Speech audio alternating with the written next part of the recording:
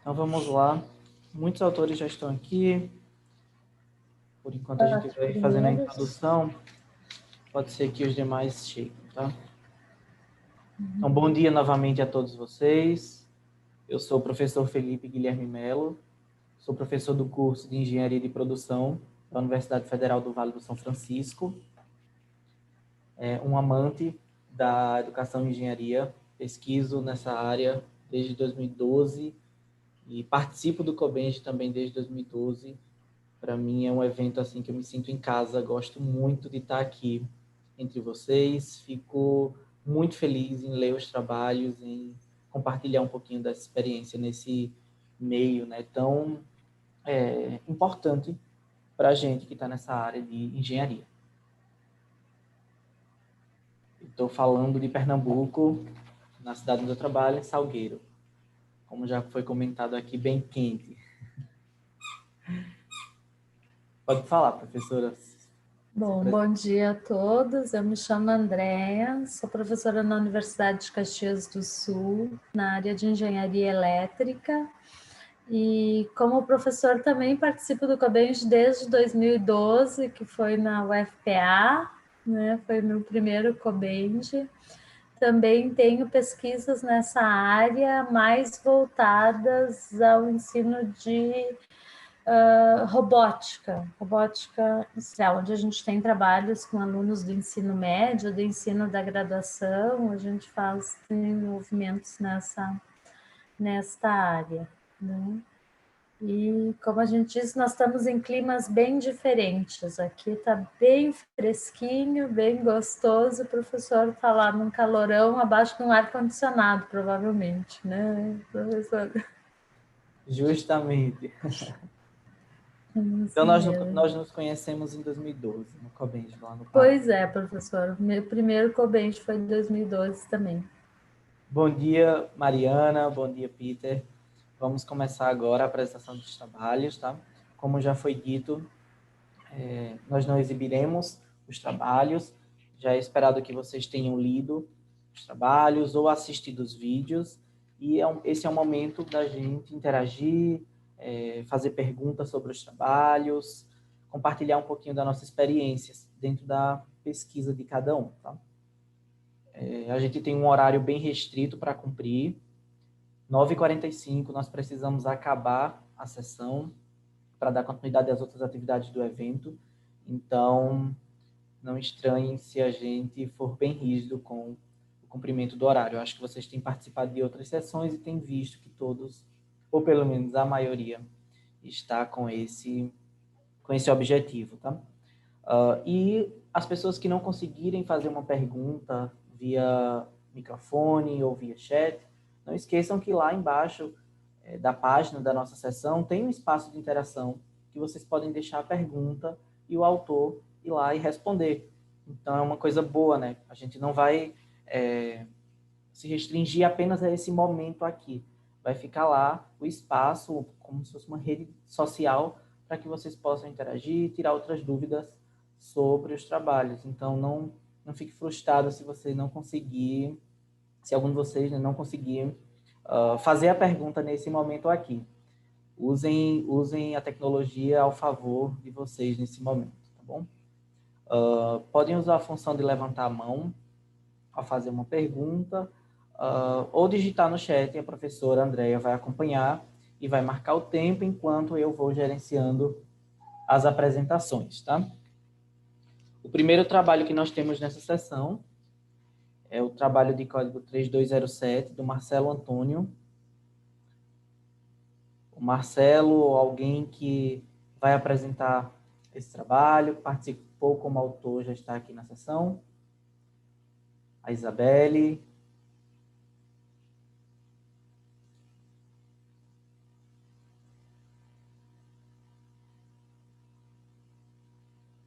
Não? Não identifico nenhum nome, professor. Eu também não estou identificando, Andréa. Então, vamos passar para o próximo trabalho. Se ele chegar, ainda dentro desse bloco, a gente retoma a vez dele, tá? Então, o trabalho 3208. Eu já vi que o Juan Carlos está aí. Oi, Juan. Estou sim. Oi, bom dia. Bom dia, tudo bem? Tudo. Então, professora, tem alguma pergunta direta lá na parte de interação?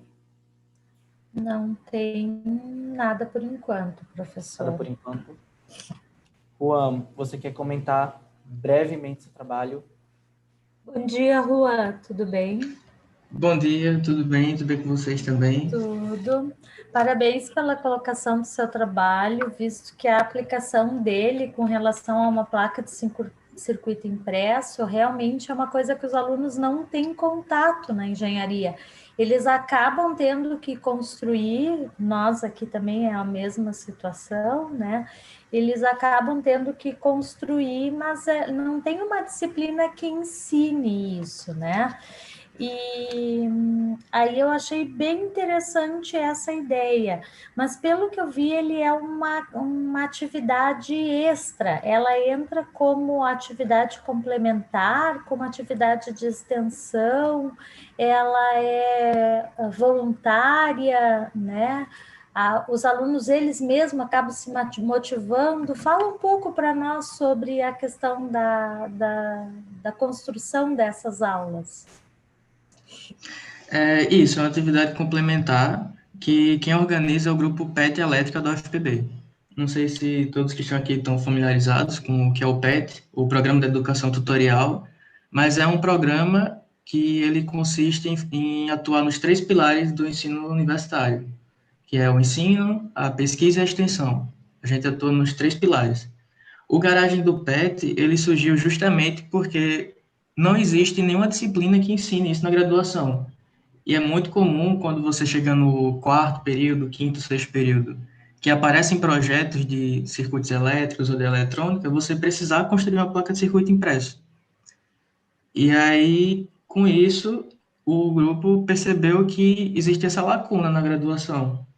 E aí, em 2016, o grupo se organizou para fazer esse mini curso. Então, existia um mini curso antes de eletrônica básica, já organizado pelo PET, que precisava também de construir uma placa de circuito impresso e os alunos chegavam sem saber. Mesmo alunos mais para frente do curso não sabiam. E daí surge o Garagem para suprir isso. Quem organiza as aulas e quem ministra são os alunos do PET, que conta com 12 bolsistas e 2 voluntários. E o nosso público é justamente o aluno ingressante, porque a gente organiza a recepção para os alunos ingressantes de engenharia elétrica e aí oferta esse mini curso. E que, além de cumprir essa lacuna de ensinar a fazer uma placa de circuito impresso, como é uma parte prática, o aluno tem o contato mais próximo da engenharia elétrica. Então, o aluno chega e se depara com a grade, tem cálculo vetorial, física, mas não tem nada de engenharia elétrica no começo. E funciona também como uma interação entre os ingressantes e os veteranos, que é a gente que ministra o minicurso. E aí, como é uma atividade prática, a gente conversa, a gente dá dica, a gente conta experiência, a gente busca conhecer eles, fazer eles se sentirem mais em casa na universidade. Sim, eu achei super interessante, porque dentro do tema que vocês escolheram, que é tema transversais, ele se enquadra perfeitamente, né? E eu vi que é uma coisa que já está bem fundamentada, porque ela acontece desde 2016 e já teve várias edições, né? E aí eu só queria te perguntar uma coisa, outra coisa.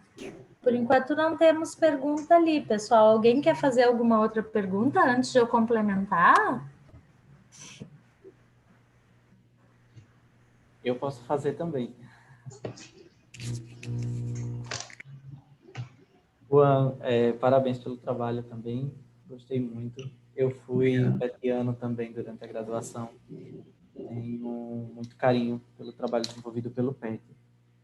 E eu gostei muito da atividade, apesar de você pontuar lá algumas das competências, né, que vocês esperam dos estudantes, além, né, do conhecimento sobre o PCI. Eu acho que vocês vão muito além disso. Questões simples, assim como vocês falarem que ensinam já a manusear um ferro de solda. Então, são coisas que o aluno acaba aprendendo ali, em paralelo, e que soma bastante, né, na graduação para fazer outras atividades. Ficou uma dúvida ao longo da leitura do texto, se essa atividade ela é feita em grupo ou sozinho. Tem uma imagem no artigo dos alunos, assim, cada um na sua mesa, uma plaquinha, e eu fiquei um pouco incomodado com isso, pelo fato desses alunos não estarem aprendendo juntos, interagindo, que seria ótimo nessa fase inicial do curso, né? Os alunos se conhecerem um pouco mais. Então, eu queria saber se vocês trabalham ou não em equipe. Sim, o minicurso ele é dividido em duas partes, que é a primeira parte mais teórica, que é contextualizando um pouco a placa de circuito impresso, mostrando em teoria como são alguns dos processos mais comuns. E essa parte é feita dentro da sala de aula, normal, e a primeira parte da prática é fazer o polimento da placa, para poder o circuito aderir melhor na placa. Aí essa parte é feita dentro da sala, a gente distribui uns pedacinhos de esponja de aço, de bombril, eles vão lá polir, isso aí é feito realmente na carteira. Sendo que aí a próxima etapa, quando vai para fazer a parte de desenhar o circuito e de corroer a placa no percloreto de ferro, aí existe uma interação maior, porque aí não precisa ter mais tanto apoio, dá para juntar todo mundo. Aí essa parte é feita do lado de fora da sala, já não é mais dentro da sala, por motivo de segurança e tudo mais que é necessário. E normalmente é nessa parte que a gente conversa, que a gente interage mais, tem todo um contato mais próximo, mais feito em grupo. A gente percebe os alunos ingressantes conversando entre si, e aí descobre que é de Pernambuco, aí descobre que eu também sou de Pernambuco, estou morando em João Pessoa agora. Justamente E eu queria saber se há essa interação deles. a interação, a gente também pergunta bastante, principalmente porque alguns dos alunos, alguns petianos, não são de João Pessoa. Eu, por exemplo, sou da cidade mais para o interior da Paraíba. Então, o que eu senti chegando na universidade é que eu cheguei num ambiente que tinha, de estudantes, tinha quase metade da população da minha cidade. Então, você chega, você não sabe para onde vai, você não sabe onde é a sala, você não conhece ninguém.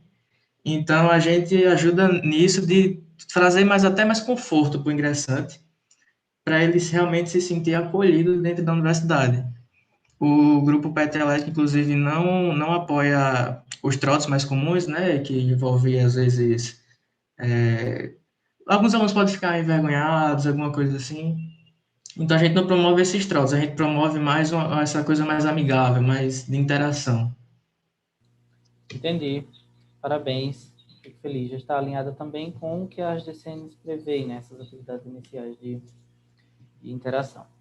Professora, está satisfeita? Podemos passar para o próximo trabalho? Podemos sim. Parabéns, Juan. Obrigada Muito pelas obrigado. suas elucidações. Obrigado. O trabalho seguinte é o 3227, a perspectiva de docentes de uma universidade federal sobre a implantação do BIM, o curso de Engenharia Civil. Eu já vi o Antônio Jean Castro aqui na sala. Nos ouve, Jean? Opa, boa tarde, estou escutando sim. Bom dia Boa ainda. tarde não, bom dia, aliás. Tudo bem? Tudo bom? Jean, teu trabalho, parabéns também. Gostei muito do tema e com a preocupação também com os docentes.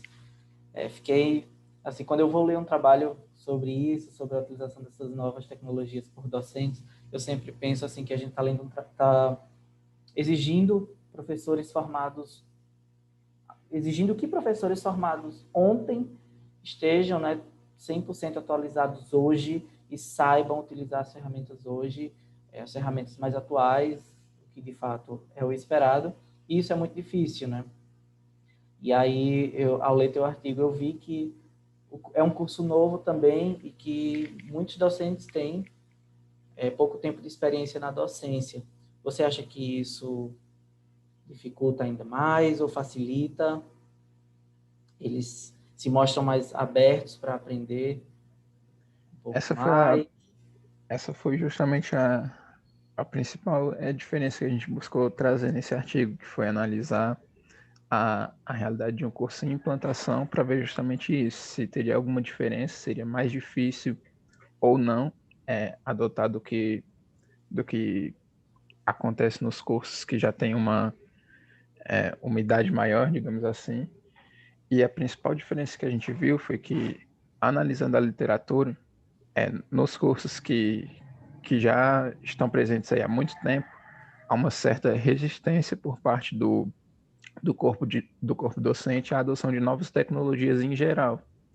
Já nesse curso, implantação que a gente analisou, essa resistência ela é minimizada, principalmente por, em função dos professores serem mais novos mesmo, de estarem no cargo há pouco tempo, então não tem essa resistência à adoção de novas tecnologias. Eu vi que apenas um não tem interesse em aprender sobre BIM. Isso.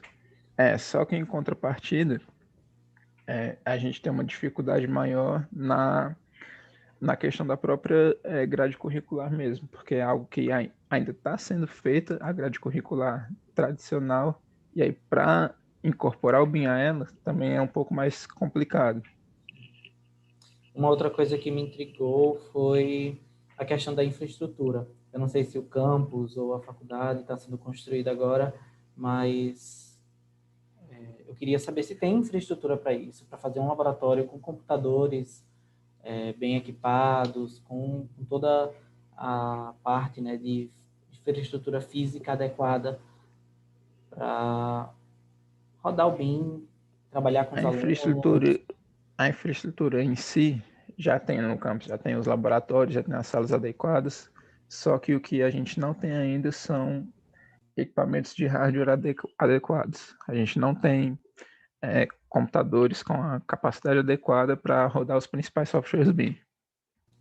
Então, essa também é uma dificuldade que foi bastante apontada pelos professores, a ausência de hardwares adequados. Isso. Às vezes, os professores não se motivam também para utilizar essas ferramentas por conta disso, né? Dessas limitações. Ou, às vezes, até tem um laboratório bom, só que a quantidade de computadores é insuficiente para a quantidade de alunos na turma. Então, limita um pouco, né?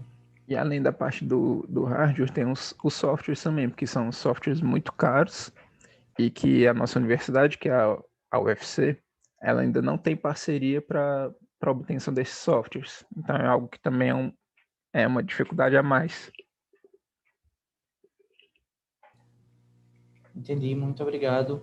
Mas alguém tem algum questionamento a fazer sobre o trabalho do Jean?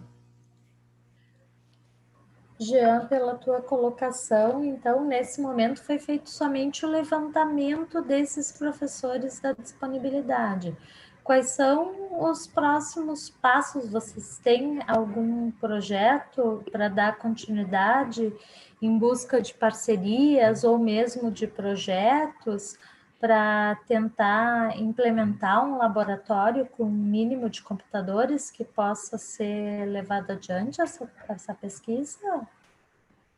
Esse projeto ele foi desenvolvido em uma bolsa de monitoria, uma bolsa PID de iniciação à docência. Então, o intuito inicial realmente foi apenas caracterizar, ver qual que era a opinião dos docentes, qual que era a opinião dos alunos sobre a implantação do BIM, para aí, a partir disso, o próximo passo ser a gente ver como é que a gente vai efetivar a implantação do BIM no campus a partir da caracterização que a gente fez. Então, não é um projeto em si ainda não está bem definido como é que a gente vai fazer isso, mas a gente pretende sim efetivar essa implantação a partir dessa caracterização. Ok. Eu não tenho muita vivência de instituição pública, né? Mas a gente percebe que é outra realidade, assim, das instituições, né? E tem uma pergunta aqui, ó, já feita pela Carolina, então. Ela pergunta se o curso está iniciando no formato tradicional, né? E por que já não procuram algo inovador por competências, por exemplo, para pensar no currículo novo já através dessa estratégia? Bom dia, Carolina. Obrigado pela pergunta. E sim, o curso já começou no formato tradicional, porque uma das dificuldades que a gente teve aqui foi que, quando o curso iniciou, a gente não tinha nem professor da área da engenharia civil. O nosso coordenador, por exemplo, era um professor de física, e a gente passou cerca de 2 anos ou não tendo nenhum professor de engenharia civil, ou tendo no máximo um, que era o que deu as disciplinas de desenho para engenharia e de introdução para engenharia. Então era muito complicado a gente saber quais eram as inovações e as competências que vinham sendo adotadas ultimamente na área da construção civil, sendo que a gente não tinha nem ao menos um professor específico da área. Então, conforme o curso foi caminhando, que esse curso se iniciou em 2015, conforme foi chegando ali 2017, 2018, foi que a gente foi tendo um contato maior com os professores da área e vendo o que tem de mais atual assim na área da construção civil, e aí a gente foi começando a desenvolver os projetos. Você é aluno, Jean? Sim, eu sou aluno. Sou concludente nesse semestre, 2020.2. A realidade Jean, hoje é outra, então, né? Isso, já mudou bastante. Jean, tem uma outra pergunta aqui. Peço que você responda brevemente. A Ana Regina Certo. perguntou se a maior dificuldade, né, na incorporação à grade teria relação com a falta de experiência dos docentes ou somente com a falta de infraestrutura? Não com a falta de experiência, eu diria, mas principalmente com a falta de capacitação, porque foi algo que os próprios professores alegaram, porque é muito complicado você lecionar sobre o BIM se você mesmo não viu isso durante a sua graduação.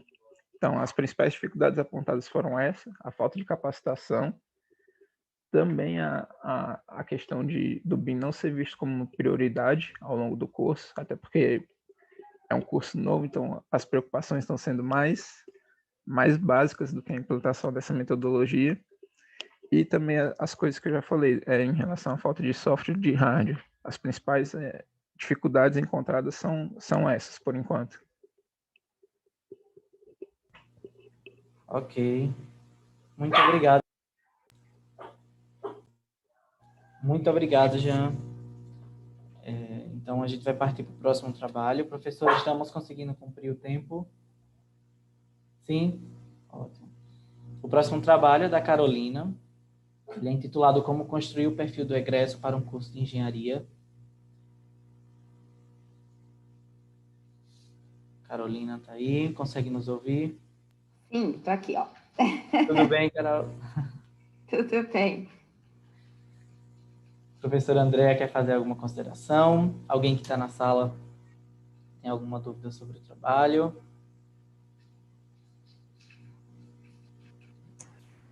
Bom dia, Carolina. Parabéns pelo teu trabalho, pela tua apresentação, porque a gente, vendo o teu vídeo, a gente se recorda dos nossos processos de construção do PPC, né? E aí, lá no PPC, a gente tem que pensar naquele perfil do egresso.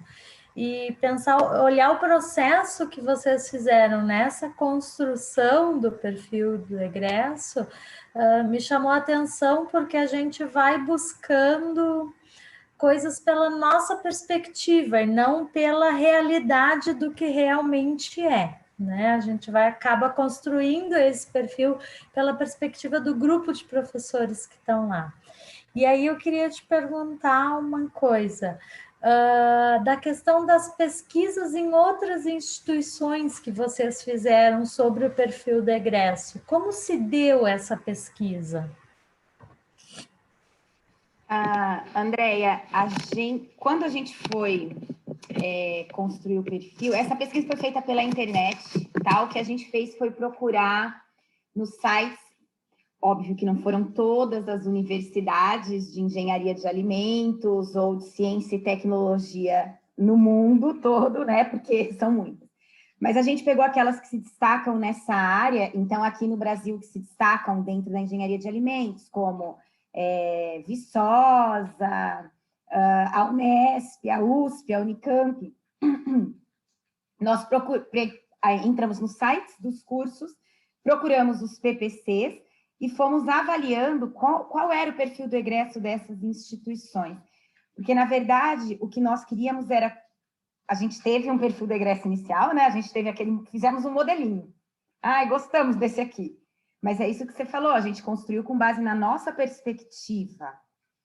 Aí, então, fizemos a pesquisa com os alunos egressos, aonde vocês trabalham, o que vocês estão fazendo, e aí fomos comparar com as universidades, as demais universidades de destaque na área, para ver se o que a gente tinha construído não estava muito pobre, ou a gente não estava pretendendo demais em relação aos outros, né, para depois não criar expectativas que a gente não poderia atingir, ou estávamos nos minimizando e achando que a gente não conseguiria chegar tão alto.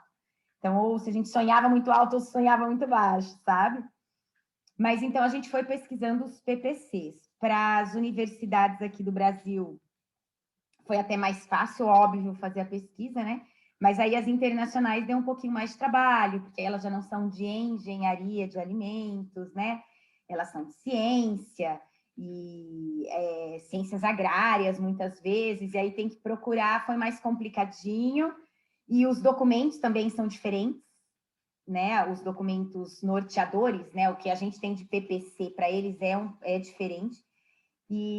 Mas a gente foi procurando e comparando o que eles faziam, na verdade, assim, qual era, cognitivamente falando, né, ali dentro da escala de Bloom e tudo mais, então, qual era o mais alto nível cognitivo que eles consideravam importante para o perfil daquele egresso, para ver se a gente não sonhava muito alto no nível da criação ali.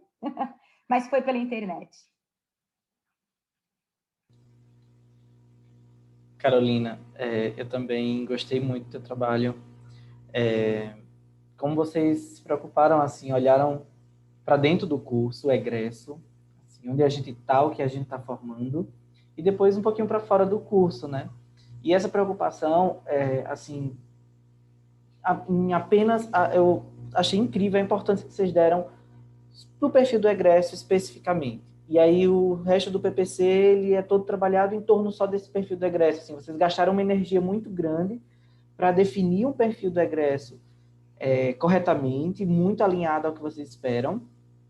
E depois trabalharam o resto, mas assim, deram a importância para o perfil do egresso. Geralmente, eu vejo muito em PPCs, eu tenho feito algumas pesquisas com base, né, nessa análise documental de PPCs, e é muito Ctrl+C, Ctrl+V.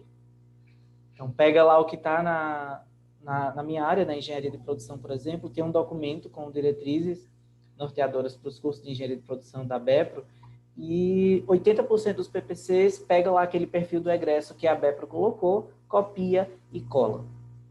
Então, e delineia todo o resto do PPC com base nessa definição que é muito generalista. E teu trabalho traz justamente isso, assim, não pode ser tão generalista, tem que ser bem concisa, objetiva, clara. Eu fiquei, assim, maravilhado.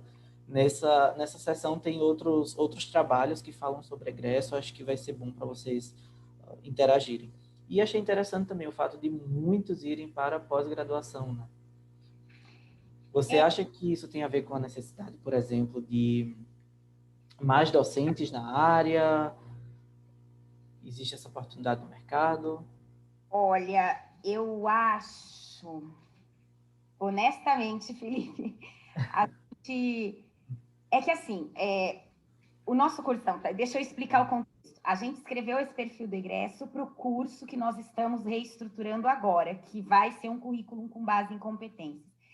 Já estaria implementado, já estaria rodando se a gente não tivesse tido a pandemia, né? Mas a pandemia atrapalhou muito, porque a gente ficou muito tempo sem saber o que fazer e demorou muito para a gente se entender nas reuniões online, o NDE do curso, né? Então, a gente atrasou, eu acredito aí que esse ano foi perdido, vamos ver se a gente consegue rodar o ano que vem. Mas se você ler o nosso PPC atual, ele é desse jeito também. É um perfil do egresso tão genérico que ele tem 4 páginas, porque ele é Ctrl+C, Ctrl+V de 1 milhão de coisas que foram encontradas aí pela internet. Então, é uma coisa absurda que nem a gente consegue ler, e não, óbvio que a gente não consegue fazer tudo aquilo que está proposto ali, porque até mágico nosso aluno tem que ser, né? É um super-herói, né? O professor Vanderlei literalmente. Mas aí agora a gente teve, então, como vai reestruturar, a gente teve esse grande cuidado de olhar para o egresso. E o que eu acho que está levando muitos dos nossos egressos para a área acadêmica é o fato de exatamente o nosso curso hoje é muito tradicional. A valorização da pesquisa é aquilo que é colocado em todas as discussões que eu entrei até hoje do COBENG. Nós somos valorizados, professores universitários, né? Somos valorizados unicamente pela pesquisa na área da pesquisa, não na educação, não a pesquisa em educação. Desculpa, gente, foi meu cuco aqui. Não a pesquisa na educação, nada disso. É a pesquisa de laboratório, né? De ir lá e fazer algo novo, enfim. Né? Ou mudar alguma coisa que já existe. E o nosso PPC hoje valoriza muito isso. Então, os nossos egressos, hoje, atualmente, muitos estão no mercado de trabalho por mérito deles, porque nós estamos formando os nossos alunos para serem acadêmicos, né? Como a maior parte dos cursos tradicionais no Brasil hoje, nós formamos acadêmicos.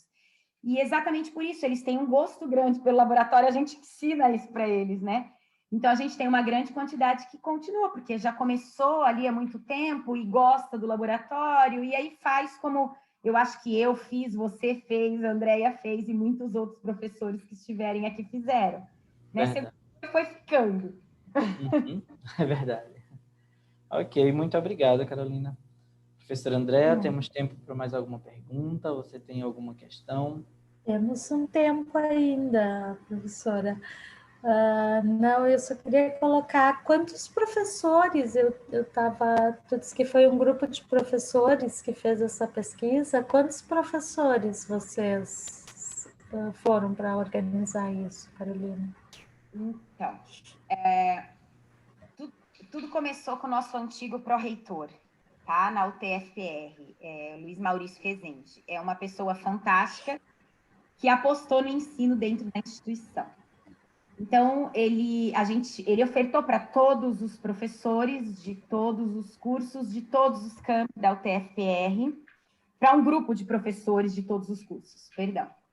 Então, nós fomos em 5 professores para participar do curso, e o nosso núcleo docente estruturante hoje tem 9 professores participantes. Então, nós pegamos 5 professores do núcleo docente estruturante do curso, fizemos essa oficina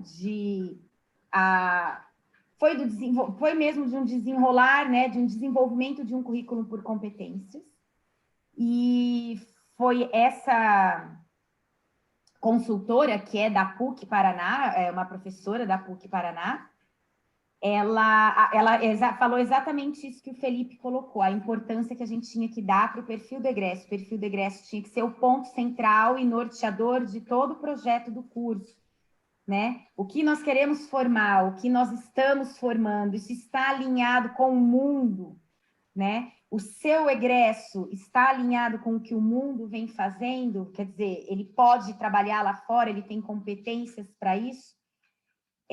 Nós fomos em 5, então, mas nós trabalhamos todo o processo nos 9 professores do NDE. Nós somos em 22 dentro do nosso departamento, porque nós temos 2 cursos, né, dentro da instituição, e o de engenharia de alimentos, né, esse que nós estamos estruturando para agora, e o de tecnologia em alimentos. E então, desses 22, 9 foram os que trabalharam nesse novo perfil. Obrigada, Carolina. Parabéns pelo trabalho de vocês. Aí acabou dando para a gente perceber, então, que vocês tiveram um apoio externo, né? Isso é importante também para auxiliar nisso, né? Uhum. Parabéns, Carolina. Obrigada. Professora Andréia, então a gente encerra esse primeiro bloco, faltando a primeira apresentação. Mais alguém alguém, né, desse primeiro trabalho, de autoria do Marcelo Antônio Rodrigues Filho, está presente na sala? A Isabelle. Eu não consigo identificar nenhum dos dois aqui, professora.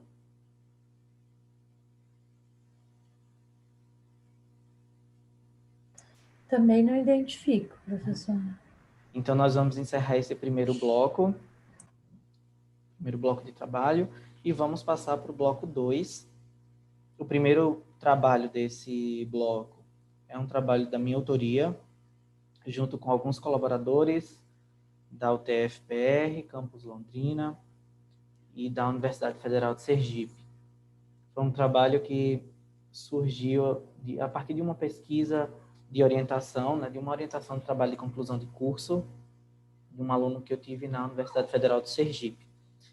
E esse trabalho, ele trata um pouquinho sobre competências na indústria 4.0, e a gente resolveu comparar essas competências exigidas por esse novo contexto, né, da indústria 4.0, da quarta revolução industrial, com as competências das DCNs. E ver até que ponto as DCNs incluem todas essas competências requeridas pela indústria 4.0.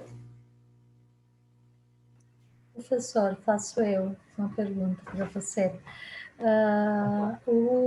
O curso na sua instituição de engenharia de produção, engenharia mecânica, que todos eles envolvem a indústria 4.0, né? E alguns outros mais no âmbito menos percentual, talvez, né? Mas eles já estão enquadrados dentro desse currículo de competências. E nessa busca, porque eu achei a pesquisa muito interessante, já que a indústria 4.0 é algo que veio para ficar, né? E realmente inovar e transformar o nosso processo, se a instituição está pensando, né? Se tem essa troca de currículo agora, se não tem, como que está essa ideia? Em que essa pesquisa pode contribuir com a instituição? Vamos lá. Então, professora, no curso onde eu atuo especificamente, a gente está construindo o currículo agora. É um curso novo, tem um ano e pouco, um pouco mais de um ano de existência. E a gente tentou, dentro das nossas condições, né, principalmente de infraestrutura, incluir essas questões de competência e relacioná-las com a indústria 4.0. Não foi suficiente, assim, eu acredito, tenho convicção disso, né? Ficou contribuições muito pontuais, muito específicas, como oferta de componentes que abordarão esse tema. Então, é aquela mesma ideia da gente ter um currículo todo tradicional e tentar, né, assim, forçadamente, incluir esses temas dentro daquele modelo já tradicional. Mas é o que a instituição prevê. A gente tem os passos, né, para elaborar esse PPC, os itens que ele tem que conter. Quando a gente chegou no curso, foi um curso novo, a gente entrou no curso assim, do zero, mas já existia um projeto, né, de PPC, então foi solicitado que a gente apenas desse continuidade. Então, nós ficamos muito restritos àquilo ali. Uma das grandes mudanças, assim, foi considerar as novas DCNs. Por exemplo, esse projeto de PPC tinha sido feito, mas não tinha considerado as novas DCNs, embora elas já tivessem sido publicadas, mas as pessoas que elaboraram sequer tinham conhecimento que existiam novas DCNs. Então, foi uma adequação assim, bem forçada para as novas DCNs, mas vai ser algo bem provisório, porque a instituição já está providenciando algo maior para a atualização de todas as engenharias ao mesmo tempo, sabe? Então, nós criamos o PPC com essa perspectiva de inserir o máximo possível, inserir disciplinas. Aqui a gente tem uma disciplina que é chamada de núcleo temático, que a gente trabalha temas transversais dentro da área da engenharia. Então, criamos um núcleo temático relacionado à indústria 4.0, visando, né, desenvolver essas competências, mas ainda há muito a ser feito. Ainda há muito a ser feito. No curso, especificamente, né, de Engenharia de Produção e nos outros cursos da Univasf. Obrigada, professora. A Carolina até comenta, né, que tem que fazer a mudança no todo e não apenas no curso, né? E porque realmente essas mudanças elas são muito, elas afetam muito não só a questão estrutural, física, mas também a questão das próprias competências dos professores, né? Em atuar e pensar nesse formato diferente. Então, a gente sabe que muitos professores acabam fazendo coisas pontuais nas suas disciplinas, né? Aqueles que são mais inovadores, que buscam fazer coisas diferentes e trabalhar. Mas a construção, ela realmente tem que vir como um todo, né? Senão ela não é efetiva, de Justamente fato. como a Carolina falou, né? Partir de um pró-reitor e, assim, uma mobilização maior que inclua todos, que tente criar um movimento único, assim, né? Aquele momento de empurrar todo mundo e falar, vamos lá, vamos juntos.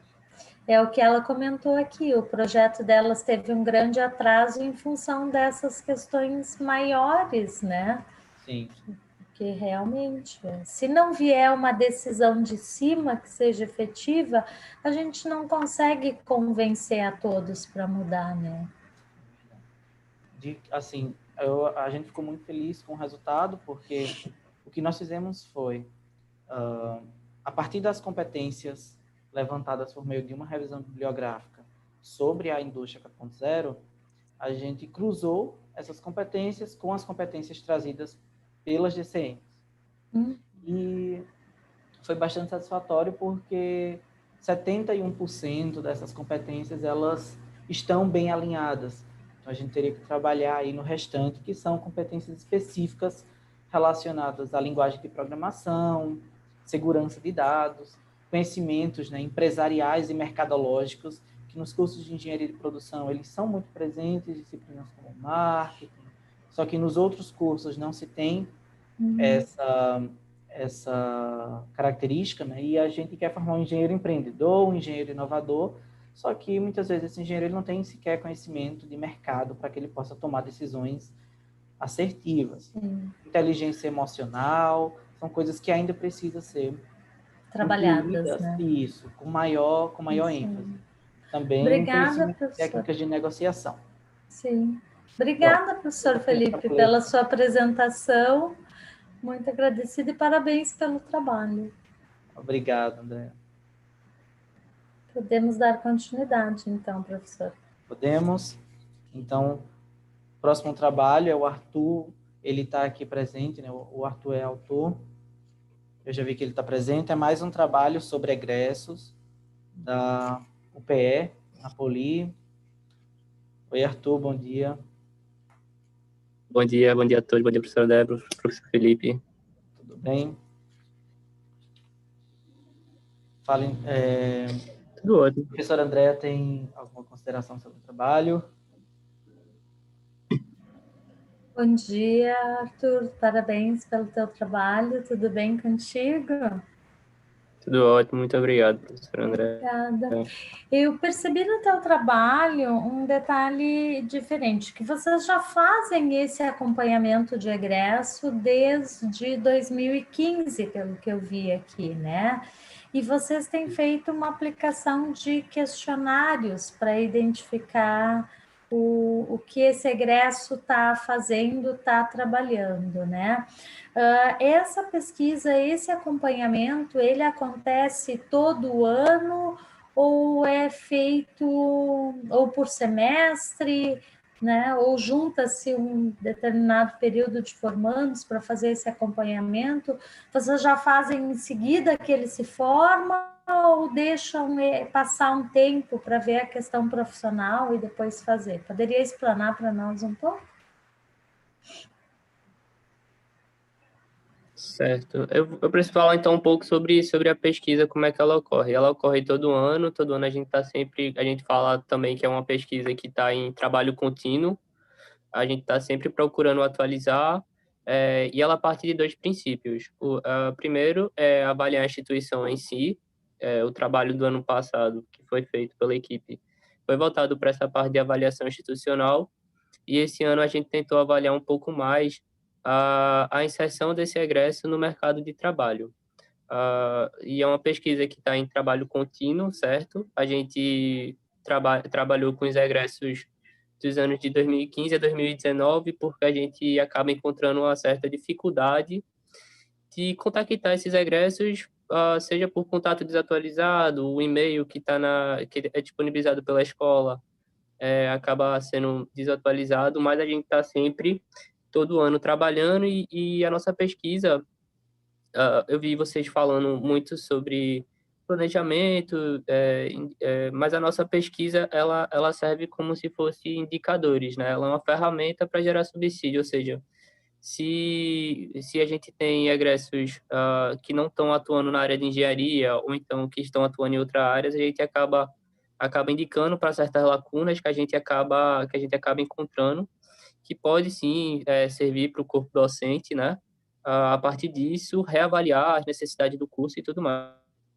Eu queria também destacar aqui um ponto, né, que essa pesquisa, ela vem de um grande conjunto de atividades que a própria instituição ela desenvolve, que eu vi até a professora Carolina falando um pouco aí sobre a parte de educação, né, na engenharia, que tem pesquisa em engenharia, e a nossa instituição, ela trabalha em várias frentes, certo? Desde de PET, tem vários projetos de acolhimento e desenvolvimento desde o início, e a gente trabalha na pesquisa de acompanhamento de egressos com essa perspectiva de fora, né, um pouco mais. A pesquisa ela está sempre sendo desenvolvida, e o nosso objetivo com as próximas pesquisas é mais ou menos que a gente possa ouvir mais essa voz do egresso do que apenas ter números e indicadores, assim, né? A gente quer saber um pouco mais sobre a opinião deles, né? Eu acho que eu consegui responder mais ou menos a pergunta. Ok, Arthur. Em relação ao teu trabalho, eu fiquei um pouco... parabéns, primeiramente, né, pelo trabalho. Eu achei o trabalho também muito bom. Conversa com outros trabalhos aqui da sessão. E eu fiquei me perguntando por que vocês não fizeram uma amostragem em cada extrato, né, de ano, por exemplo, para pelo menos pegar um valor. Talvez isso venha da engenharia, a gente querer algo que seja estatisticamente significante, mas você comentou, né, que tem essa dificuldade, o texto traz isso, né, comenta que poucos alunos respondem, e aí tem um outro trabalho aqui, acho que é o do Paulo, que traz isso, eles fazem uma amostragem e falam, a gente tem que ter no mínimo tantas respostas por semestre, no mínimo tantas respostas esse ano, para que os dados sejam analisados e buscam, de fato, aquela quantidade mínima de respostas. O que é que você acha sobre isso? Você acha que influenciaria, não influenciaria nos resultados que vocês citaram? O grande, eu posso falar assim, eu acho que gargalo estatístico que a gente encara, né? Estatisticamente falando, essa questão de amostra, né? Com a pesquisa da gente, a gente consegue um nível de confiança, não está no trabalho, mas a gente já estipulou nível de confiança mais ou menos de 90%, com a margem de erro entre 8% e 7% para a amostra geral. E, assim, é uma grande dificuldade que a gente encara, porque vocês podem ver no trabalho que a gente consegue só 15% de respostas, né? Mais ou menos. 120 respostas de 807, né? E você pode ver que, à medida que os anos vão passando, 2015, 2016, por exemplo, a taxa de respondentes é muito baixa. A gente não consegue chegar a esse egresso, porque eles perdem o contato com a instituição, né? E a gente está fazendo esse trabalho muito intenso de pegar esses egressos que já estão sendo disponibilizados no mercado de trabalho agora, os recém-formados. Isso vai dar um embasamento muito bom para a gente, principalmente da parte de avaliação institucional, né? A gente acaba não tendo uma grande perspectiva profissional em si, mas também a gente também está buscando trabalhar outras perspectivas, não apenas os últimos 5 anos, mas a gente está buscando 10 anos para trás, a gente vai vendo assim quem tem parente que estudou na instituição, a gente vai atrás de CREA, a gente está indo fazendo esse trabalho, que é um trabalho de formiguinha, que a gente vai caçando, vai minerando aos pouquinhos, mas que a gente está caminhando para desenvolver cada vez mais essa pesquisa, né? Essa parte de coletar dados. Ok. Satisfeito, professor André, tem mais alguma questão? Finalizando, só, Arthur, a tua instituição, ela já trabalha com currículos por competências? Professora, eu vou ficar devendo a senhora, eu não sei. Eu sou discente, né? Eu não Sim. acabo me aprofundando muito nessa parte, não. Não, porque o perfil da egresso, ele vem mais em função disso também, né? Para a gente poder construir essa perspectiva. Eu acredito que Sim, a como eu Poliainda falei, não a gente está trabalha. trabalhando um pouco mais com indicadores, né? Eu acredito que a Poli ainda não trabalha. Eu tenho realizado algumas pesquisas exclusivamente com uma aluna da Poli, foi aluna da graduação de Engenharia Civil e depois do PEC, e agora no Cobenji com outro aluno do PEC, que é o programa lá de pós-graduação em Engenharia Civil da Poli. Parceria com a professora Emília, se você a conhece. E Sim, conheço. ano passado eu fui para um evento aí na Poli, justamente para isso. O professor, o nome dele, mas foi feita uma palestra justamente para dar iniciativa a essa readequação dos currículos. Então, eu acredito, né, em 2020, com essa pandemia, com tudo, eu acredito que não conseguiram concluir o currículo como um todo. Então, é algo em andamento. Mas Sim, eles estão perfeito. bem preocupados. Obrigada, professor. Podemos dar continuidade. Muito obrigado a todos. Obrigado. O próximo trabalho é o trabalho de número 2961, do Paulo Fernando Dutra Oliveira. Eu não estou vendo o Paulo aqui ainda na sala. Tem alguém que fez esse trabalho com o Paulo? O Pablo? Isso. Bom Oi, dia. Pablo. Bom dia, tudo bem? Tudo bem, Felipe? Tudo bem? Andréia, os demais da sala presentes. Né? O Paulo desenvolveu esse trabalho no TCC dele, no trabalho de conclusão de curso, né? E foi o primeiro levantamento, né, do perfil de egresso dos egressos, né, do curso de Engenharia Civil da UFPB. Né? Um curso já que tem mais de 50 anos, né, e nunca tinha feito, né, esse levantamento, e nós, a partir da informação dos e-mails, né, no sistema disponível, nós, né, enviamos, né, um formulário pelo Google e obtivemos aí em torno de 30% de resposta, né, dos egressos, e conseguimos aí fazer o levantamento aí em relação à remuneração, né, em que áreas estão atuando, né, a insatisfação da profissão, né, o que pode melhorar no curso, né, e isso está sendo muito útil para as discussões no NDE, já que nós estamos discutindo aí, nós estamos refazendo o nosso PPC em virtude, né, das novas DCNs, né? Uhum. No teu trabalho, eu lembrei muito, né, você discutindo lá as questões do questionário do estudante, do ENAD.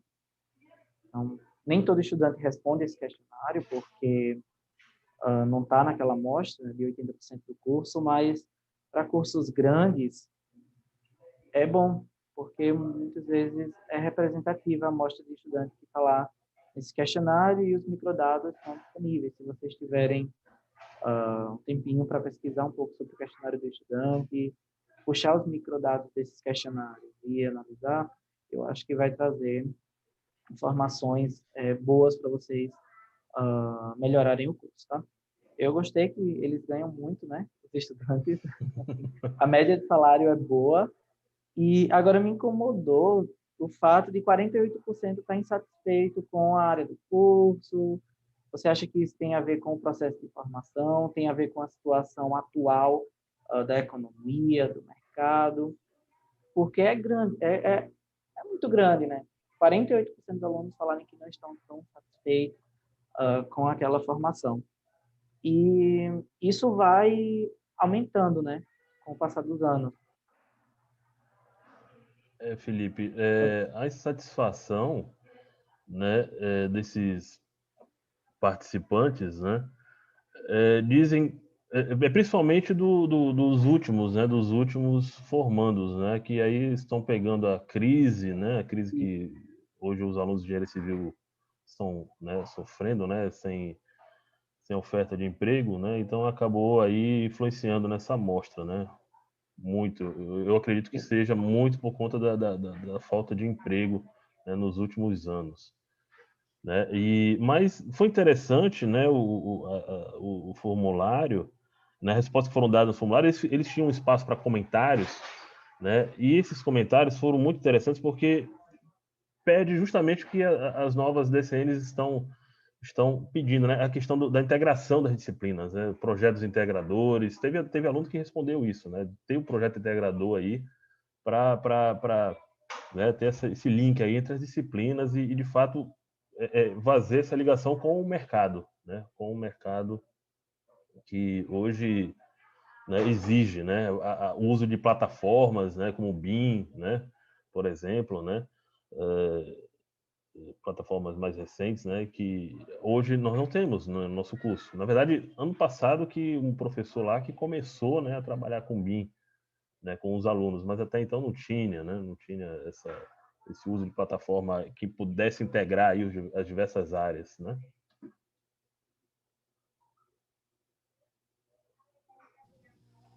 Ok. Eu vi, né? 2015, vocês estavam com mais de 80% de alunos satisfeitos com o curso. 2018, isso foi para pouco mais de 20%. Então, focar nisso aí, ver o que vocês podem controlar dessas variáveis, né, dentro do curso para aumentar a satisfação desses alunos. É bom a gente ter alunos que falem bem do nosso curso. Aqui no chat, a Ana Lúcia, eu não sei se é uma professora da Poli, acho que eu adiantei e falei um pouquinho das respostas do trabalho anterior. E olha, Felipe, que o curso da UFPB é sempre, né, um dos indicadores é o ENAD, e o da UFPB sempre os alunos vão muito bem, né? Sempre estão lá entre nota 5, né, lá em cima. Mas, Pablo, bom dia. Parabéns bom dia, pelo André. teu trabalho. E complementando a tua colocação ali que tu fala da questão de empregos, né? Eu acredito que isso daqui a pouco tem a ver com a região também um pouco e a saturação do profissional na região, né? Porque eu não sei se acontece aí também, mas aqui a gente percebe que o aluno não quer sair. Porque nós temos um polo metal mecânico muito grande e o aluno acredita que vai se formar em engenharia e tem emprego para ele aqui, mas não, como tem uma instituição que forma muitos, né, isso acaba em algum ponto saturando, e muitas vezes o aluno não quer sair da sua região, do seu espaço ali, da sua volta, né, e a gente está vendo que as oportunidades, elas ainda existem, mas elas estão espalhadas por aí. Então, talvez, acho que tenha a ver, sim, com essa questão que tu colocou da ideia de emprego, né? Porque é uma coisa que a gente percebe não só aí na tua instituição, né? Com relação a isso, mas em todos os lugares, eu acho, se a gente olhar com calma, assim, a gente percebe em todos os lugares. E a única coisa que me chamou a atenção na tua pesquisa, que tu dividiu ela em dois momentos, tu dividiu ela em duas partes, né? Uhum. Tu fez uma parte daqueles que estavam trabalhando e os que não estavam, e daqueles que estavam na atuação profissional e atuando em outras áreas. Pelo menos na apresentação, eu não cheguei a ler o trabalho, tá, Pablo? Vocês não especificaram ali a questão daqueles que da atuação na área de trabalho, né? Não chegou a fazer o levantamento daquela parte da pesquisa, na apresentação, pelo menos, como eu disse, eu não li o texto. Andréia, bom, da parte que eles trabalham com engenharia, né, foi especificado, tá? Foi o Paulo que fez a apresentação, né? Então, na parte de engenharia, tem especificado aí, a maioria tá trabalhando na construção civil, né, em torno de 50%, né? As demais áreas aí, a gente tem uma área de planejamento e gestão em torno de 10%, recursos hídricos, as outras áreas, né? Recursos hídricos, estradas, transportes, né? Fundações, tá um pouco a menos. Mas o foco mesmo, eles estão empregados na área de construção civil, né? Em torno de metade dos alunos que responderam, que atuam na engenharia. Ok. Obrigada, Pablo. E parabéns pelo trabalho de vocês, assim, que eu acho que buscar esse perfil, assim, continuamente, isso é muito importante para a instituição saber e tomar decisões, né? Foi o primeiro, né? Foi o primeiro, nós pegamos aí de 2009 até 2018, né? O primeiro trabalho, né? Uma instituição já que tem um curso de engenharia civil há muito tempo, né? Demorou para ser feito, né? E agora a gente espera, né, fazer continuamente isso. Ok, parabéns, Pablo. Obrigado. Próximo trabalho, a gente já começa no terceiro bloco de apresentações. Então, acho Professor, acredito que pulou um. O da Ana? Ela não se encontra. É verdade, está nesse bloco ainda o trabalho da Ana Regina. Desculpa, Ana. Ela está aqui na sala, inclusive. Marcada ela aqui. Não sei se é a mesma Ana. Sim. Oi, Ana, tudo bem? Nos ouve? Oi, sou a mesma Ana. Ok, estamos nesse bloco, desculpa. Nada. Então, o trabalho da Ana ele é intitulado Análise Quantitativa das Atitudes de Estudantes de Engenharia no processo de aprendizagem de matemática. Ana, eu gostei muito do teu trabalho, parabéns. E, nossa, me incomoda. Eu coordeno um projeto aqui na Univasf que se chama Embase, Ensino de Matemática Básica para a Educação Superior. E fiquei assim, já tinha percebido isso empiricamente, né? Como confiança e persistência influencia, né? E é justamente os valores que os alunos têm mais dificuldade, né? As atitudes, né, que eles têm mais dificuldade. Se a resposta, como você no seu trabalho trouxe, né, eles têm dificuldade em analisar uma resposta assim de forma mais crítica. Quando a gente tenta trazer um projeto de engenharia, eles fazem lá o cálculo, chegou no número e é aquele número. Se você pergunta a interpretação, tá, mas por que esse número? Faz sentido isso? Faz sentido esse valor? O estudante não sabe. A resposta era para dar 30, deu 30. Mas faz sentido 30? Você acha que está certo? Então, é muito difícil, né, esse senso crítico e essa confiança deles mesmo no cálculo e entender tudo. Eu fiquei feliz com o teu trabalho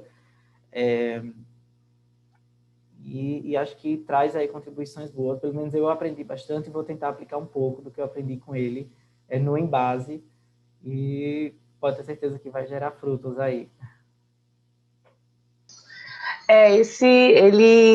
Eu tenho observado, eu sou professora do ciclo básico, né? Então, observo muito, na verdade, assim, que existem vários projetos, né? E cada vez mais essa formação por competência, você vê que cada vez mais eles entendem que aquilo é aplicável, né? Eles entendem a importância da matemática dentro do contexto das diversas áreas de engenharia. Lá nós temos 9 cursos, 9 habilitações, né? E existe um esforço dos professores em contextualizar os problemas do departamento de matemática, em contextualizar os conceitos, esforço muito nesse sentido. Então, os alunos, eles entendem bem, né, essa aplicação no mundo real deles, essa aplicação da matemática no mundo real e na área que eles vão trabalhar, mas a persistência e a confiança é algo que falta, né, principalmente a persistência, né, que está muito ligada também à criatividade, né, a você olhar alguma coisa, entender, né? E às vezes, assim, até a persistência, você não consegue resolver um problema, não procurar na internet, né? Você tentar encontrar outras maneiras de resolver aquele problema. Então, isso realmente é uma dificuldade que eles têm. E a confiança de não, eu estudei, eu estou preparada para aquilo, eu sei isso, né? Eles têm muito essa dificuldade de entender, se autoconhecer, né? De saber se eles efetivamente entenderam aquilo ou não, né? Então, é um processo, na verdade, que é ruim para eles, na verdade, no futuro também, né? Porque essa habilidade que a gente ganha em persistindo na matemática, na verdade, ela traz para a gente um senso crítico e uma criatividade, né? Que vai ser muito utilizada no futuro e na vida profissional deles. Verdade. Só mais uma dúvida. Vocês analisaram essas dimensões, né, de atitudes ao longo do semestre, para ter uma noção se no primeiro semestre eles têm mais uma atitude do que outra, e ao longo, conforme vão avançando, cálculo 1, cálculo 2, física, isso vai mudando. Se não, fica a dica se vocês não fazem essa análise, fica a dica de fazer essa análise comparativa para ver quanto o curso está conseguindo avançar no estímulo dessas atitudes dos estudantes. A proposta inicial era fazer assim, né? Mas, na verdade, a gente acabou, para facilitar, o ideal era, a proposta até esse ano, se não tivesse a pandemia, o projeto teria se renovado um pouco, né? Seria aplicar no início do semestre e no fim do semestre, né? Mas a pandemia parou tudo, e esse projeto, como ele foi desenvolvido em 2019, ele foi feito, na verdade, com alunos já no terceiro período. Então, a gente já desejava que eles tivessem uma certa maturidade, teriam vencido principalmente o cálculo 1, né? Que faz com que, na verdade, você tenha essa transição do ensino médio para a graduação, que é onde, na verdade, eles começam a ganhar em maior força essas habilidades, né? A testar essas habilidades, principalmente da persistência, né? Da maturidade, de entender que a resposta não decorar a sua fórmula, entender a fórmula, né? Então, o projeto o questionário foi aplicado no final do semestre, mas para grupos diferentes de alunos, né? Mas o critério era que esses alunos tivessem vencido pelo menos o cálculo 1, né? Justamente para já analisar, depois de vencido o cálculo 1, como é que é o comportamento deles, né? Mas o interessante realmente uma ótima recomendação e é algo que a gente já planejava fazer, talvez com calouros entrando e com alunos em períodos mais avançados, né? E fazer essa comparação. Eu tive essa ideia aqui, em fazer aqui também. Aplicar logo no início do Embase e depois lá na frente, ao longo do semestre, para ver como vai ser desenvolvido. Muito obrigado por esse trabalho. Fico feliz. Parabéns, professora Ana. Gostei muito do seu trabalho, da sua pesquisa, porque realmente, como a gente vinha falando, essa questão da matemática, ela não está ainda tão presente assim, que ela pode ser aplicada no nosso dia a dia, né, para o aluno. E como você estava falando ali da questão do cálculo, o cálculo 1 é um funil para nós, né, na engenharia, assim, é um divisor de águas, né, para o aluno nessa percepção. A gente professor Gabriel tem uma pergunta. Uma pergunta, isso. Quer fazer, professor? Eu posso ler aqui. Ana, o professor Gabriel, ele gostou muito do seu trabalho e ele gostaria de saber se, a partir desses resultados, vocês pretendem desenvolver algum tipo de atividade, especialmente com os calouros, para que, já ao ingressarem na universidade, possam mudar as atitudes em relação à matemática. Na verdade, existe toda uma reestruturação do departamento de matemática que está caminhando, né, a passos lentos, mas está caminhando. E a ideia, assim, partiu desde a entrada desse processo de entrada de cotistas, né? A gente se preocupava muito com a questão dos cotistas, com a base matemática deles, e a pesquisa surgiu, na verdade, nessa perspectiva de a gente ver realmente, um outro trabalho, na verdade, são dados a mais que a gente tem esses dados com recorte por cotas e recorte por gênero também, e, na verdade, a preocupação inicial era com eles, mas a gente viu, na verdade, a gente já meio que tinha essa noção também de que é um problema generalizado, não é relativo só os cotistas, por exemplo, né? Então, assim, tem uma proposta de talvez, existe sempre a discussão do pré-cálculo, né? Se implementa o pré-cálculo no primeiro período e deixa o cálculo 1 para o segundo período, isso é uma discussão lá dentro, que é sempre bem inflamada essa discussão, né? Entre a viabilidade do pré-cálculo, mas a proposta era, dentro dessa formulação, criar um curso com os calouros, principalmente, né, que treinasse essas habilidades. A princípio seria um curso de extensão, né, que treinasse, na verdade, essas habilidades, não em dar conteúdo, né, mas em fazer com que algumas atividades em grupo, interativas, que fizesse com que ele realmente conseguisse melhorar, na verdade, a sua capacidade de persistência, a sua confiança em si mesmo, né? Então, existe, sim, um projeto, mas realmente é a médio prazo, né? Porque demandaria carga horária, professores, né? Então, é um projeto que está meio que em discussão, mais parado. Mas existe, sim, essa proposta de fazer com que eles adquiram essas capacidades. Ok, muito obrigado. Professora Andréa, temos tempo para mais alguma consideração? Acho que seguimos em frente, professor Felipe. Ana, então. Obrigada, professora Ana. Se alguém tem mais alguma dúvida, aproveita o chat na plataforma para esclarecer. Vamos para o terceiro bloco da nossa sessão, com mais 4 trabalhos. O primeiro deles é o trabalho de número 2977, Soft Skills na Engenharia, um relato de caso do ICT Unifesp. A Mariana, eu acho que já está aqui na sala. Estou sim. Bom dia, Mariana, a todos. Bom dia, tudo bem? Tudo bem. Acho que eu não vou conseguir ligar minha câmera.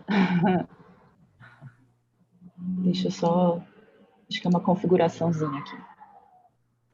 Mas posso... Estou já só um comentário inicial, Mariana, sobre o teu trabalho. Tá bom. Eu tenho algumas pesquisas sobre essas competências, né, soft, e sempre é uma coisa que eu discuto também muito, até com orientandos, o fato da maioria das pesquisas serem voltadas para a indústria. Então, a engenharia, a indústria, quais as soft skills necessárias para atuar na indústria. E acho que 95% dos trabalhos é nesse sentido. E eu fiquei muito feliz em ver que seu trabalho fala da sociedade. Então, assim, é um engenheiro para a sociedade. Então, independente da indústria, a gente vai ter que formar profissionais com as competências para a indústria, né, soft skills exigidas pela indústria, mas o público é muito maior. Se a gente pensar na sociedade, o que a sociedade como um todo está demandando desse profissional e formar um profissional mais completo nesse sentido, eu acho que a gente resolve aí inúmeros problemas.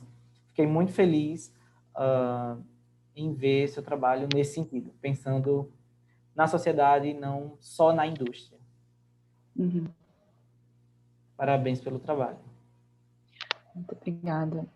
A ideia da disciplina, exatamente, ela surgiu, claro, pensando no perfil do egresso, né, dos alunos, dessas competências todas que a gente pensa, né, para a indústria, para a atuação profissional, mas também pensando nessa questão social, né, e também vendo, né, que muitos alunos, né, e aí ao longo da minha atuação ali como docente na universidade, eu vejo que os alunos, eles se sentiam sobrecarregados, eles tinham essas questões, né, relacionadas ao emocional também, e a atuação deles, né, o que eles estão levando para o mundo. Então, essa disciplina veio com esse objetivo, a gente trata, sim, essas questões profissionais, né, mas também muito voltado com esse viés, né, qual que é o meu papel na sociedade, né, e tem sido bem interessante os resultados, muito, muito interessantes, muito bons, assim. Vocês colocaram dados sobre depressão no contexto social, não só dentro da empresa, então, assim, é um engenheiro para a sociedade. Isso, exatamente. Está exigindo, Exatamente. Gostei muito disso. E Uma outra questão, professor André, eu estou tomando aí um tempo, mas qual o perfil do docente que oferta essa disciplina? Na verdade, sou eu, né? Eu sou a docente que ministra essa disciplina. Eu sou engenheira, né? Mas eu fiz algumas, por conta dessa busca, né, do meu lugar na sociedade, né? E como formadora também de recursos humanos, eu fui atrás de me formar e conhecer essas competências, né? Então, eu fiz um curso voltado para psicologia positiva. Eu tenho, né? Atuei na cofundação de uma empresa que faz esses treinamentos corporativos, né, de inteligência emocional. E aí, toda essa experiência, eu falei, olha, eu acho que tem como levar isso para a universidade, né? Então, assim, não sou psicóloga, né, não tenho essa formação, mas a gente vai construindo isso junto com os alunos, né? Então, também a metodologia usada, os alunos, eles trazem as experiências deles e a gente vai construindo os conceitos dessas competências, né, como que eles podem atuar de uma forma mais eficaz, mais, né, acertada para desenvolvendo essa competência. Então, eles vão sentindo também e trazendo as experiências deles, né. Então, é isso. E a ideia é a gente ir expandindo, né, então, aos poucos, estão nucleando ações assim, né, de próprios professores que já percebem que eles também têm esse perfil de poder ensinar esse lado, né? Então, aos poucos, a gente está nucleando algumas ações nesse sentido também. E a professora André perguntou aqui se a disciplina é obrigatória. Por enquanto, não. Ela ainda é eletiva, né? Mas agora, como a gente também está passando pela reformulação do curso, né, a ideia talvez não seja criar uma disciplina obrigatória de soft skills, mas mesclar as atividades que foram criadas nessa disciplina entre todas do currículo, né? Então, a gente tem pensado em alternativas de como colocar essas atividades ao longo do currículo. Professora Mariana, vou aproveitar a falar, professor Felipe. Parabéns pela iniciativa, assim, eu vejo que essas coisas mudam realmente o perfil do ingressante, né, do aluno que está iniciando no curso. Porque aqui na instituição, por exemplo, a gente já teve as mudanças dos currículos por competências, já estamos no 6º semestre, e na disciplina inicial, aquela de introdução à engenharia, por exemplo, se faz algo semelhante, e voltado à questão social. Então, eu acho que tu também consegue fazer esse tipo de atividade, não só a integração entre os pares, né, e essas questões, Mariana, mas acho que tu consegue também fazer esse envolvimento social, né, como levantar essas competências sociais que esse engenheiro precisa ter, né, de empatia, de solidariedade. Eu disse, é muito interessante, porque a gente vê, tu também deves enxergar isso nos teus alunos, tu vê eles diferentes depois de passarem por essa experiência, né? Sim, com certeza. Parabéns. Isso é muito Obrigada. válido, principalmente por uma iniciativa, né? Que ainda não é um escopo institucional, é uma iniciativa, uma busca tua, né? Sim, parabéns, mas aos poucos Mariana. A gente está nucleando, vamos lá.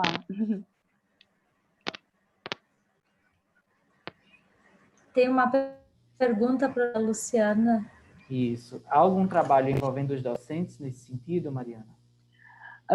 Ainda não, mas no núcleo docente estruturante, né, eu sou docente da engenharia de materiais, então no núcleo docente a gente está pensando em criar, né, ações para o docente também, né, porque eu acho que essa parte também, o docente também precisa desenvolver essas competências, né, e a gente está pensando também na parte da capacitação de fazer, mas ainda não temos. Né? O curso de engenharia de materiais ele é bem tradicional, né? E aos poucos a gente está passando, né, quebrando algumas barreiras, alguns paradigmas, e tem despertado bastante o interesse, né? Mas ainda é meio desconhecido, né? Não, tem muito medo, né, das pessoas de lidar com essas competências, né? Então, Mas aos poucos a gente vai quebrando essas barreiras e mostrando que é possível de uma forma bem simples. Ok, muito obrigada, Mariana. Vamos passar para o próximo trabalho.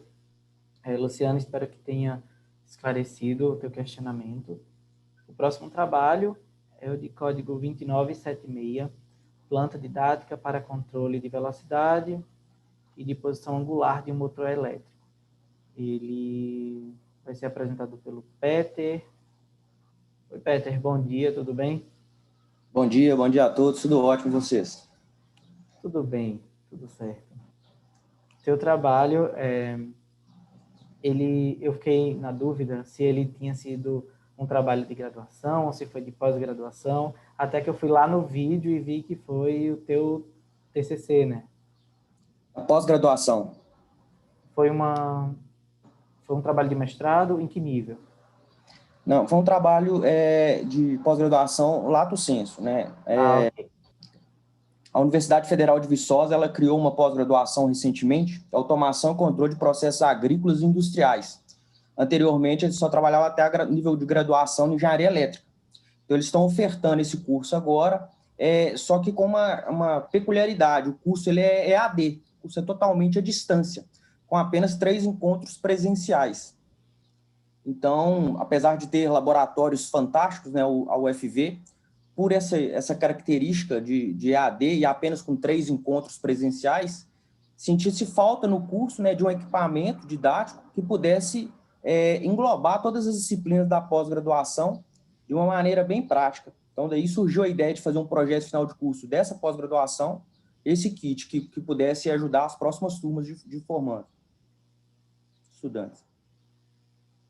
Ok, professor André, tem algum comentário sobre o trabalho de Peter? Eu digo parabéns pelo teu trabalho, Peter, e vincular que realmente a proposta foi desenvolver esse projeto vinculado às novas DCMs, né? Exato. Quer falar um pouco sobre? As DCNs que foram recentemente aprovadas, elas têm um enfoque muito grande, né, deixam bem claro isso de forma formal, sobre as atividades práticas, atividades laboratoriais, inclusive a aplicação de metodologias ativas nos cursos, tanto de nível de graduação, né, mas que se estendem também à pós-graduação. E o curso, por ser aplicado de modo à distância, ele acabava deixando uma lacuna nessa parte laboratorial e prática.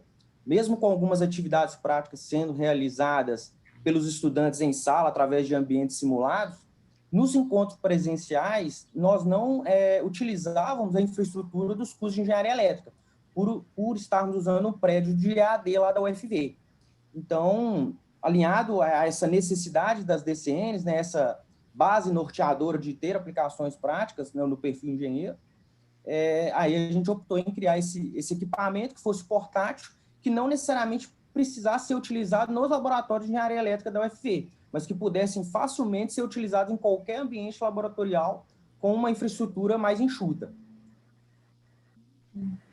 E vocês ligam elementos externos nesse componente ou ele vai só pela simulação de aumento dos dados ali, da carga e tal?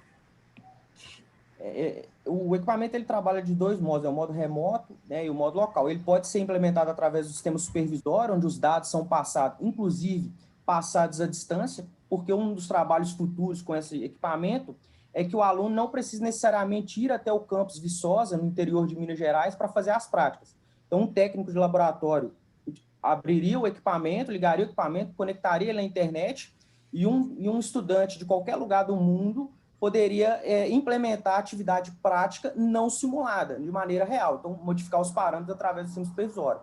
Mas também pode ser feito de modo local, com o estudante lá no laboratório, aqueles que têm condições de fazer as atividades práticas em Viçosa. E, assim, complementando a pergunta, né, pode ser integrado, sim, outros equipamentos do laboratório, inclusive alguns softwares, como o MATLAB, Scilab, algum software de captação e aquisição de dados, pode ser integrado ao equipamento durante as atividades.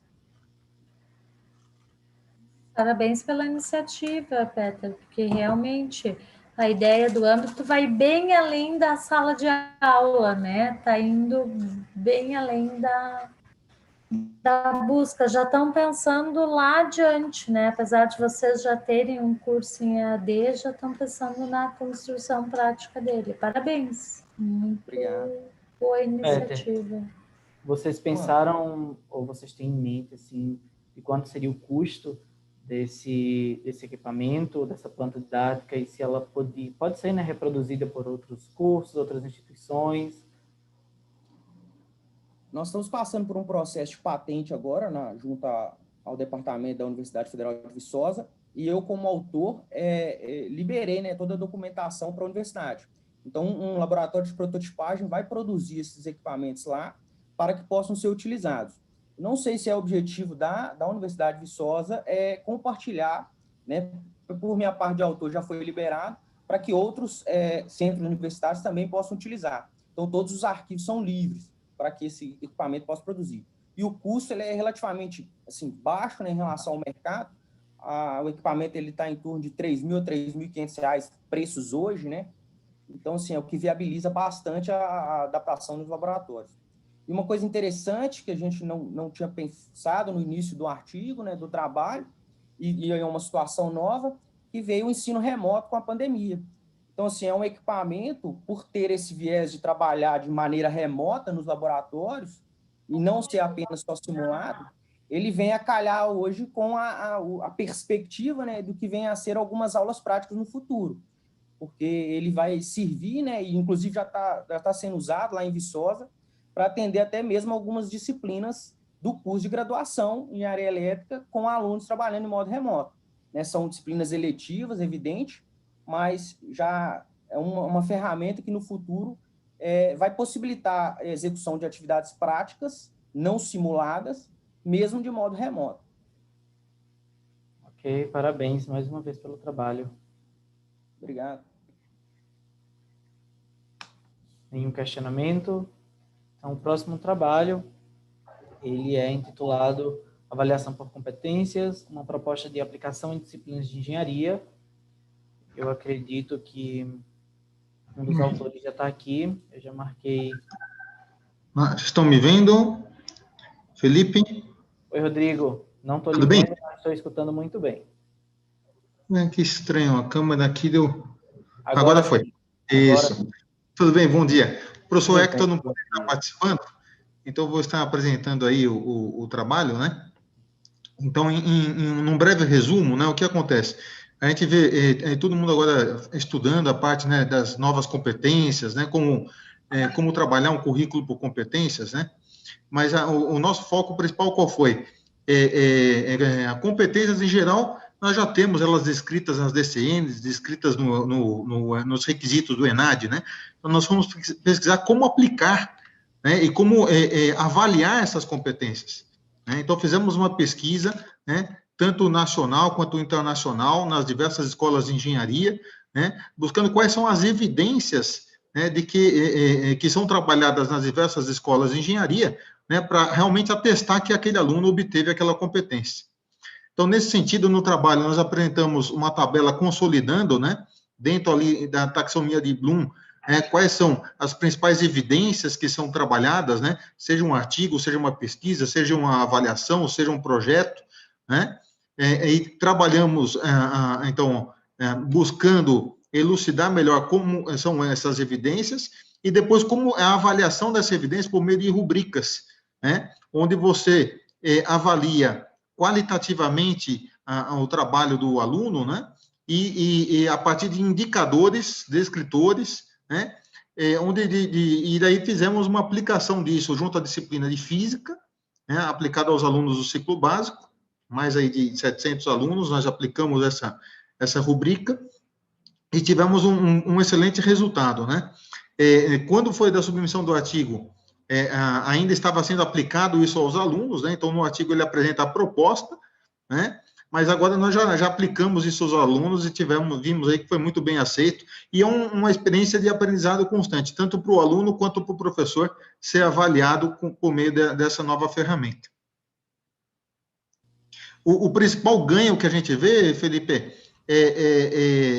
deixar bem claro e transparente, tanto ao professor como ao aluno, né, como ele será avaliado, né? Quais são os degraus, né, quais são os deltas, né, de diferença de trabalho que ele tem que fazer para atingir um melhor desempenho, né? Então, a partir do momento que ele tem um feedback e que ele tem bem claro para ele o que ele tem que fazer para atingir aquele desempenho, né, isso ajuda na própria melhoria contínua do processo. Professor Rodrigo, bom dia. Oi, André. Parabéns pelo trabalho, e eu queria questionar, esse processo está servindo como um piloto para a instituição como um todo? Então, no caso do Instituto Mauá Tecnologia, né, vem sendo trabalhada essa capacitação nas competências junto aos docentes, né, por meio do que nós temos da Academia de Professores. O ciclo básico, ele sempre acaba sendo lá um primeiro piloto, né, que nós temos na instituição, né? Então, principalmente a disciplina de física, a disciplina de fundamentos de engenharia, né, que congrega aí uma série de projetos integradores, né? Então, nós sentamos junto com a coordenação do ciclo básico e estamos aplicando até para sentir, né, que é um processo de adaptação dos professores e dos alunos, né, nessa nova forma de avaliar.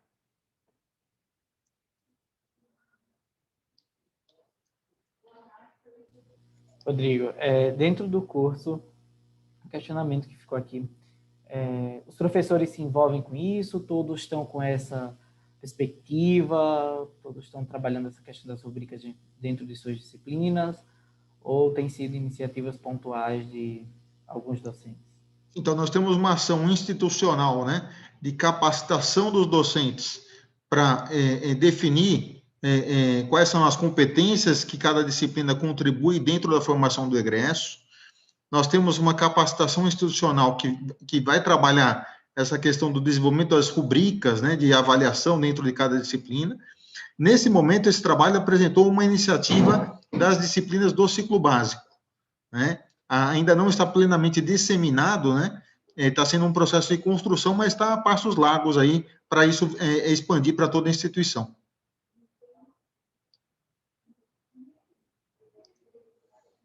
Você está sem som, Felipe. Muito obrigado pelas considerações. Mais alguém? A Carolina colocou aqui que faz isso também nas disciplinas dela. Tudo com rubrica e checklist.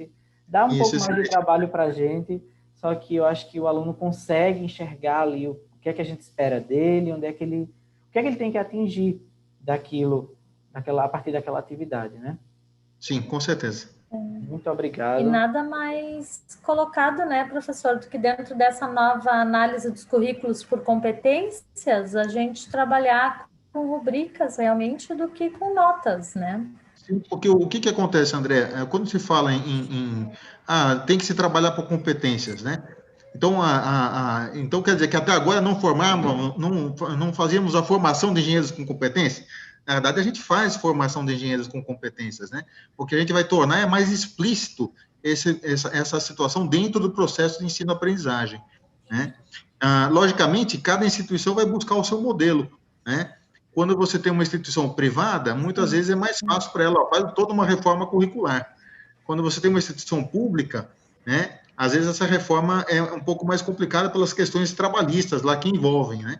Então, o que a gente quis trazer justamente nesse artigo, que muitas vezes você não precisa pensar em toda uma reformulação, né? Mas sim muito mais no processo de aprendizagem e de avaliação, né? Eu posso trabalhar sem barreiras nenhuma entre disciplinas, falar, não, vai ser desenvolver esta competência em 20 horas, essa competência em 40 horas, né, num modelo totalmente aberto, ou posso ainda manter as caixinhas entre as disciplinas e colocar, olha, vou ter projetos integradores e vou ter momentos de avaliação de competência dentro de cada disciplina, né? Então, não é um modelo fechado que você fala, não, tem que derrubar todas as paredes, né? Eu acho que cada instituição vai sentir aí a melhor forma de se adequar. E o que nós procuramos trazer com o trabalho é justamente o como, né? Porque a gente vê muitas das vezes discussões, o que é, né? A gente tentou buscar experiências nacionais e internacionais do como aplicar uma avaliação por competência, né? Ok, parabéns, Rodrigo, parabéns pelo trabalho. Ok, muito obrigado. O próximo trabalho, e o último, né, desse bloco, dessa sessão, é o trabalho do Renan, que está aqui na sala também já. O título do trabalho é o Programa de Educação Tutorial como facilitador da implementação das novas DCNs para os cursos de engenharia. Oi, Renan. Bom dia. Bom dia, Felipe, Bom dia. a todos. Mais um trabalho sobre o PET. Sim. Eu gostei muito do trabalho, parabéns. Como eu já falei, né, fico muito satisfeito ao ver trabalhos, experiências de petianos no Cobenge.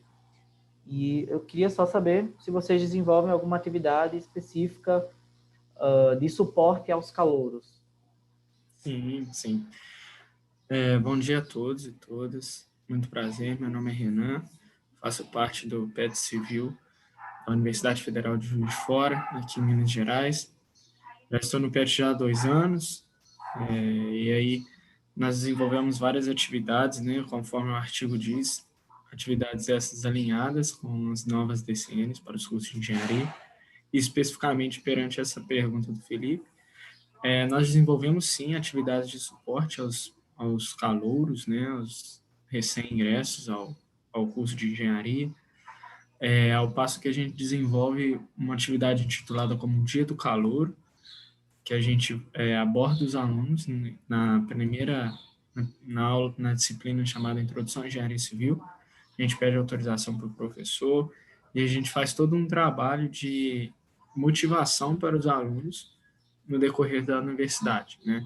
A gente mostra as atividades que a gente desenvolve no PET, a gente traz a engenharia na prática para eles ali, ao menos um dia, a gente faz uma dinâmica legal, conhecimentos gerais sobre engenharia, e ao término disso, né, a gente executa um acompanhamento, um apadrinhamento dos petianos com esses alunos, né? Então, a gente está sempre em contato, eles estão sempre na nossa salinha, tirando dúvidas sobre grade curricular, como fazer, como não fazer, matrícula, porque isso realmente, a partir do segundo período, é algo que eles têm que realizar, né? Então, essa parte de matrícula é algo muito, para eles, muito ainda dificultoso, o nosso campus é muito grande, então eles se perdem um pouco, enfim. Então, a gente, a partir desse dia do calor, a gente faz essa abordagem mais específica e também esse dia do calor ele entra na recepção, né, no dia da matrícula mesmo, que eles levam a documentação, da aprovação e tudo. A gente está lá presente também, a gente apresenta o PET, faz ali, tira foto com capacete, tijolo na mão, algo mais lúdico assim, para entreter os alunos e motivá-los, né, ao ensino da engenharia. Ok, muito obrigado. Eu gostei como vocês relacionaram cada atividade a cada competência, né, ou às vezes mais de uma, dentro das DCNs, e embora as DCNs não tragam uma competência específica relacionada aos calouros, mas comenta, né, atividades que comentam a necessidade de atividades que envolvam esses estudantes importantes. Fiquei feliz com sua resposta. Professora Andréa, tem mais algum questionamento? Ou alguém que está na sessão? Parabenizar o Renan pelo trabalho, pela pesquisa e pela atividade que vocês desenvolvem ali no PET, né? Porque isso é algo, assim, extremamente importante, né? Vocês devem receber calouros de várias regiões e sim, que não sim. conhecem a instituição, né? E esse acolhimento, assim, é importante.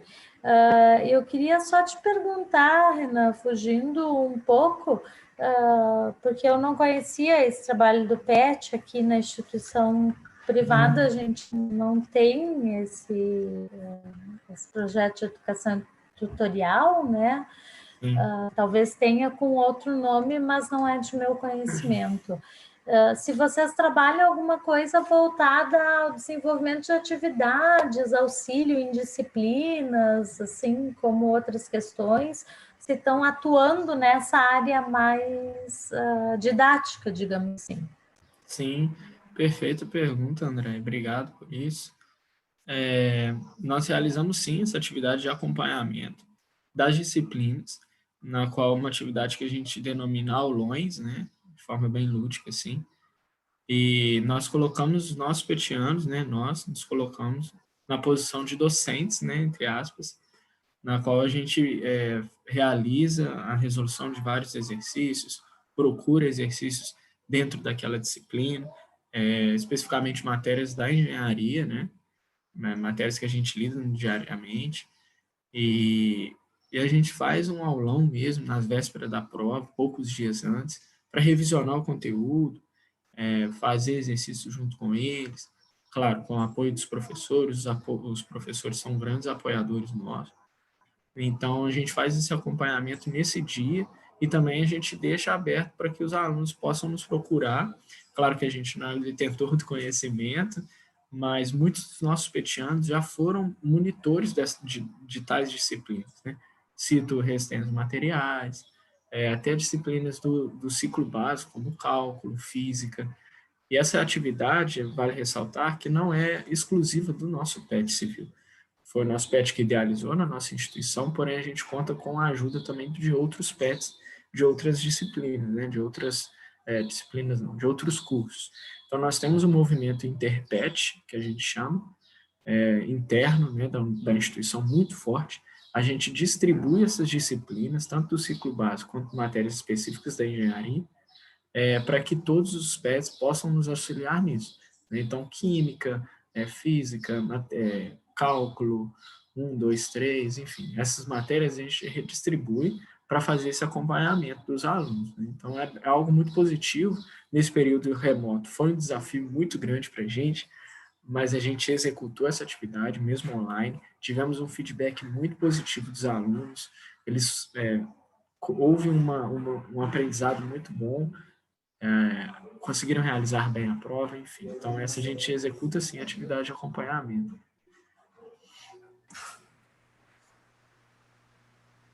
Parabéns, eu digo isso aí. E é legal, eu acho que nesse período de pandemia esse auxílio deve ter sido bem importante, né? Com certeza, porque muitos alunos devem ter se visto sozinhos dentro de casa, né? Parabéns pela iniciativa. Sim, a Prof. Carolina até para o trabalho também. Exato. E dentro do que o Felipe perguntou, né, com relação ao acompanhamento dos calouros, nós fizemos também no período remoto. Foi algo totalmente inovador, a gente não tinha feito, lógico, né? Mas os alunos ficaram super felizes, estão procurando a gente, teve esse suporte que eles falaram, gente, comecei o primeiro período do ensino remoto, nunca fui na universidade, não sei quem é, não sei onde é, e aí a gente está ali para falar, calma, fica tranquilo, é assim mesmo, a gente está aqui para te dar o suporte, então foi muito bom. Invenções de professores e alunos na pandemia, então, né? Parabéns, Renan. É verdade. Resiliência, né? Pessoal, eu gostaria de agradecer a todos. O Renan apresentou esse último trabalho. Gostaria de agradecer a todos pelo momento, né, por compartilhar todas essas experiências com a gente. Estamos concluindo a nossa sessão técnica. Eu gostaria de pedir para que aqueles que se sentem confortáveis abram a câmera para a gente fazer um print da sessão com todos que estão aqui. Vai ser enviado apenas para a organização do evento, tá? Não vai ser divulgado sem que vocês permitam. E agradecer também à professora Andréia por auxiliar a gente aqui, nos auxiliar a contar, observar o tempo, assistir os vídeos, ao suporte da Softalisa. Muito obrigado por fazer esse evento acontecer. Então, se ficou alguma dúvida, interajam, busquem o chat do evento, conversem com os autores também, por meio da própria plataforma, é possível, né? A gente tem esse chat, e vamos construir um Cobenji cada vez melhor. Muito obrigado a todos. Deixa eu tirar o print aqui. Aquele sorriso. Pronto, registrado. Muito obrigado. Pessoal, finalizando, agradeço então também isso, a participação de todos. Professor Felipe, agradeço pela sua condução, que foi muito boa, por todas as participações, as discussões. Acho que conseguimos fazer uma sessão técnica onde tiramos muito proveito e conseguimos compartilhar nossas experiências, fazendo a nós mesmos refletir sobre o trabalho do outro dentro da nossa instituição e da nossa atuação como docentes, né? Parabéns a todos e obrigado, professora. Muito obrigado. Tchau, tchau.